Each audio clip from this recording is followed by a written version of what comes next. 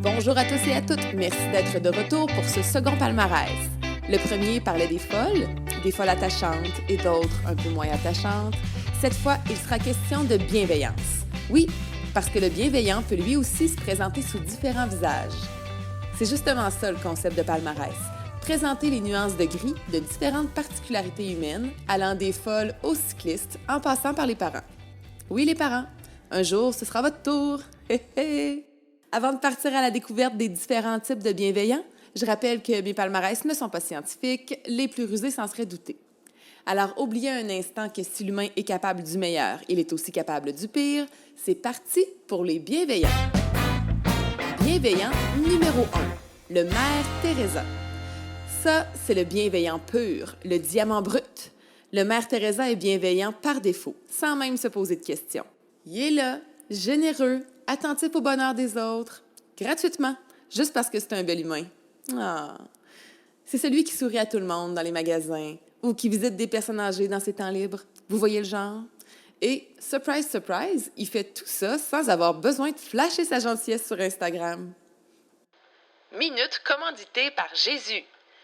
Depuis 2016, Mère Teresa est devenue Sainte Teresa de Calcutta.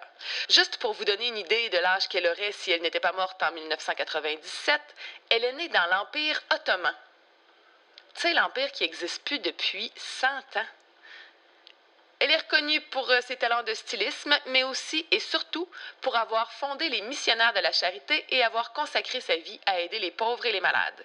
Beaucoup en Inde, si jamais le fait qu'elle soit Sainte Teresa de Calcutta ne vous avait pas mis la puce à l'oreille.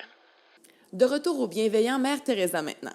Tout comme notre Algérienne naturalisée indienne préférée, la bienveillance pour lui est un mode de vie, une façon d'exister sans jamais s'attendre à recevoir quelque chose en retour.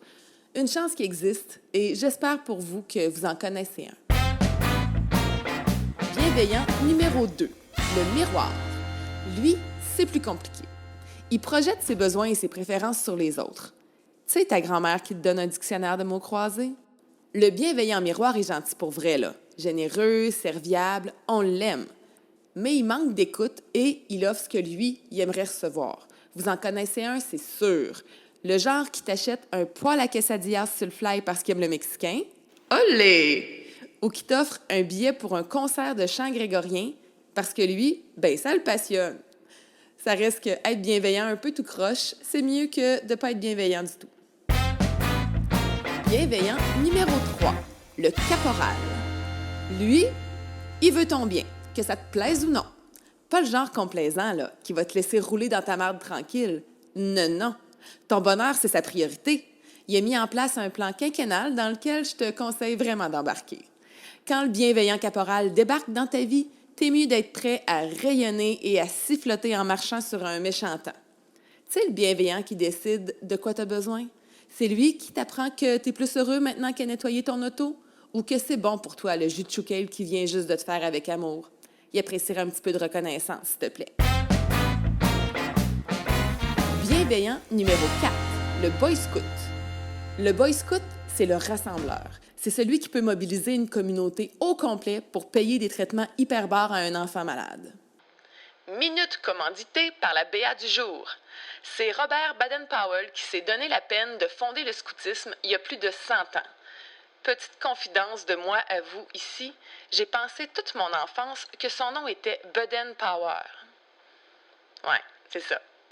Méchant non cool pareil.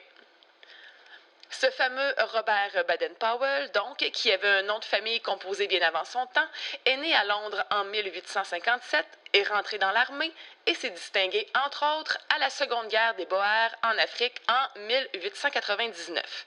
Vous vous dites, quoi? Il y a eu 2 guerres des Boers? Ben oui. Et vous vous dites, mais qui sont donc les Boers? Là, je peux pas faire tout le travail à votre place, vous irez les googler, mais en gros, ils composent aujourd'hui la population blanche d'Afrique du Sud. Le plus pertinent, en ce qui nous concerne, c'est que Robert doit sa victoire militaire à la diligence des éclaireurs de son unité, donc en anglais des scouts, formés par ses bons soins à l'exploration et à la survie.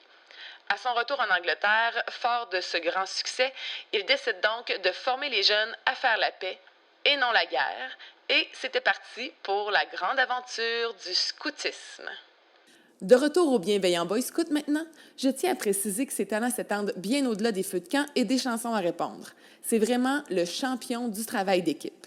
Il est entouré d'un réseau tissé serré de bienveillants qui sont motivés, comme lui, à changer le monde un projet à la fois, une BA à la fois. Le Boy Scout, c'est la force du groupe. Bienveillant numéro 5, le feu d'artifice. Le feu d'artifice peut déplacer des montagnes, à condition que tout le monde le sache. Sérieux, c'est quoi l'intérêt de faire des bonnes actions si ça passe inaperçu? Oyez, oyez, je suis une bonne personne! C'est le genre à convaincre tous ses collègues de participer à une course pour permettre à un enfant d'aller au camp d'été. Si on fait abstraction des collègues mal entraînés qui vont finir à l'hôpital, c'est gagnant-gagnant. Le bienveillant feu d'artifice est glorifié à sa job et sur les médias sociaux, et le jeune a son camp. Tout le monde est heureux. Yeah! Bienveillant numéro 6, l'horloge suisse. L'horloge suisse, c'est le bienveillant qui ne laisse pas sa bienveillance au hasard. Non, monsieur. Pas le genre à se dire que les occasions d'être bienveillant vont se présenter d'elles-mêmes. Nope! Il les provoque, les planifie dans son calendrier, les calcule avec son planificateur financier, il les déclare sur son rapport d'impôt. Il n'est pas radin, il est organisé. Charité bien ordonnée commence par soi-même, il paraît. Eh bien, lui, il sait combien lui coûte sa bienveillance. Ça lui fait plaisir là, de prévoir les virements préautorisés des 10 prochaines années pour une OBNL qui soutient les sans-abri. Par contre, tu ne le verras pas dilapider son petit change en dons spontanés aux quêteux. Bienveillant numéro 7, le docile. Il n'y a pas de bons sentiments, de réflexion ou d'opinion personnelle derrière la bienveillance du docile. Il pose certains gestes juste parce qu'il s'est fait dire que c'était la bonne chose à faire. Sa mère lui a dit d'aider les grands-mères à traverser la rue. Il le fait. Ça ne le dérange pas, ça ne lui fait pas plaisir non plus. Il exécute sa mission tout simplement. C'est quelqu'un avec qui tu pognes vite le fond quand tu essaies de comprendre ses motivations profondes dans la vie. Dis-moi, Steve, pourquoi tu consacres une demi-journée par semaine à prendre soin des animaux dans un refuge? Ma blonde travaille là et a dit que c'est important. Steve ne se demande pas pourquoi c'est important. Il le fait parce que c'est important. Point. C'est presque cute. Bienveillant numéro 8, la mère. La mère comme dans Amertume, là, pas comme dans la mère de l'autre. Lui, il est difficile à suivre. Sa bienveillance n'a d'égal que son sentiment de faire abuser de lui. C'est comme s'il était bienveillant malgré lui, possédé par des forces occultes qui le forcent à être généreux et attentionné. Il donne avec dévouement, mais on ne peut pas dire que c'est sans compter. Le problème, je vais vous le dire, c'est que la gratitude des bénéficiaires de sa bienveillance atteint rarement le besoin de reconnaissance de la mère. Les plus rapides d'entre vous auront compris qu'il devient donc de plus en plus amer. On aurait envie de lui dire « Ben oui, mais arrête d'être bienveillant si ça t'écoeure » ou encore « Fais-le si ça te fait plaisir, puis arrête d'attendre un hommage au Centre Bell en retour. » Mais bon, c'est délicat d'être acide avec un amer. Voilà, c'est ce qui fait le tour pour les bienveillants. À mon humble avis, bien sûr, parce qu'il y a des milliards de manières d'être bienveillant, puisque l'unicité et l'histoire de chaque humain s'expriment aussi dans sa bienveillance. Je rappelle que ces profils ne sont actuellement validés par aucun professionnel en matière de bienveillance. Il faut donc les prendre avec un grain de sel. Je vous quitte sur un extrait du dernier message écrit par M. Baden-Powell. Essayez de laisser ce monde un peu meilleur qu'il ne l'était quand vous y êtes venu, et quand l'heure de la mort approchera, vous pourrez mourir heureux en pensant que vous n'avez pas perdu votre temps et que vous avez fait de votre mieux. Merci d'avoir pris le temps d'écouter ce balado. On se retrouve dans un prochain palmarès. Palmarès, c'est le résultat des efforts conjoints d'Emmanuel Routier et d'André Boulanger.